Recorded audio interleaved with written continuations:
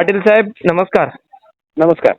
आज गोकुळ शुगरचे जे थकीत बिल आहेत ते मिळाले नाही म्हणून मुस्तीतील एका शेतकऱ्याचा मृत्यू झालाय. 2 दिवस आयसीयू मध्ये होते.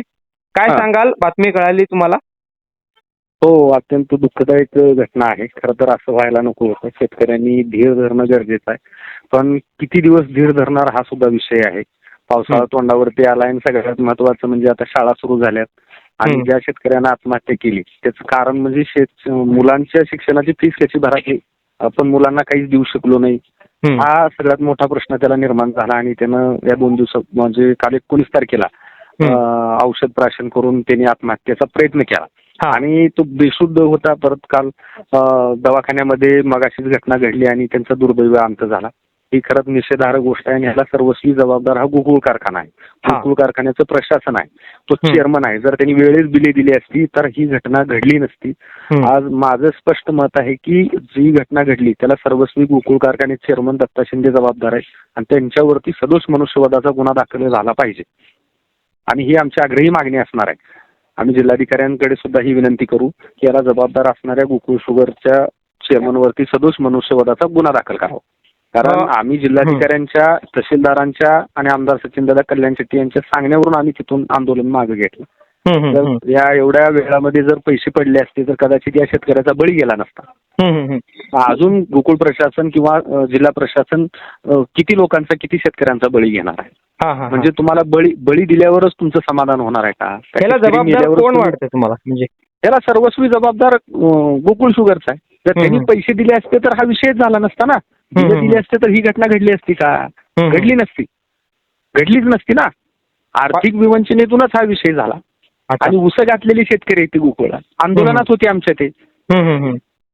मग पाटील साहेब खरं म्हणलं तर बिल आज ना उद्या मिळेल, पण शेतकऱ्यांनी असं टोकाचं पाऊल उचलू नये. काय आव्हान करणार शेतकऱ्यांना? नाही, माझं शेतकऱ्यांना आव्हान आहे की आपण मातीतून एका दाण्याचे 1000 दाणे करणारे आपण शेतकरी आहोत.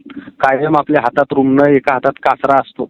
आपण सगळ्या गोष्टीवरती कासरा धरून नियंत्रण ठेवलं पाहिजे आणि संकटाला हातात रुमणं घेऊन सामोरं गेलं पाहिजे. आणि शेतकऱ्यांनी धीर सोडू नये, खंबीर राहावं. आत्महत्या हा सगळ्या गोष्टीवरती पर्याय नाही. आपण आपल्या मुलाबाळाचा, बायका लेकरांचा विचार करावा आणि निर्णय घ्यावा. कळके कुटुंबियांशी काय बोलणं झालंय का या दुःखद घटनेनंतर? नाही, त्यांच्या भावाशी माझं बोलणं झालं. त्यांनाही मी तेच सांगितलंय की धीर सोडू नका, आम्ही सगळेजण तुमच्या पाठीशी आहोत आणि उद्या सकाळी आम्ही सगळेजण तुम्हाला या धक्क्यातून सावरण्याचं बळ मिळावं. तुमच्या आम्ही पाठीशी खंबीर आहोत. आम्ही उद्या सोलापूरला सगळेजण शेतकरी त्या ठिकाणी येतोय. सिव्हिल हॉस्पिटलमध्ये? हो, सिव्हिल हॉस्पिटल. हो, धन्यवाद. उद्या आल्यानंतर हो, ठीक, चालेल. हो. हे आहे दक्षिण सोलापूर तालुक्यातील वळसंग. इतिहासाची समृद्ध परंपरा आणि उज्ज्वल भविष्याची नवी दिशा. प्रगतशील आणि वेगाने विकसित होणारे गाव वळसंग.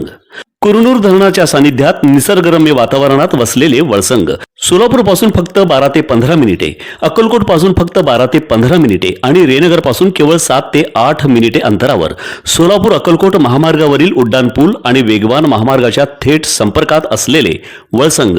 महामार्गावरून थेट वळसंगला सोलापूर अक्कलकोट गुलबर्गा महामार्ग, मोहोळ मंद्रुप वळसंग रिंग रूट, मुंबई पुणे हैदराबाद महामार्ग आणि सुरत चेन्नई ग्रीनफील्ड एक्सप्रेस अशा एकापेक्षा जास्त महामार्गाने वेढलेले गाव म्हणजे आपलं वळसंग.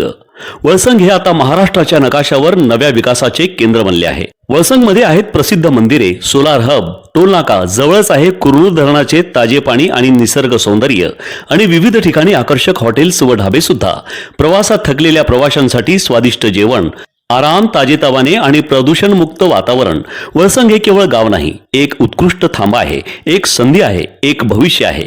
वळसंग ऐतिहासिक वारसा, आधुनिक कनेक्टिव्हिटी आणि उद्याच्या विकासाची हमी. सोलापूर जिल्ह्याचा अभिमान आणि महाराष्ट्राचा गौरव. वळसंग.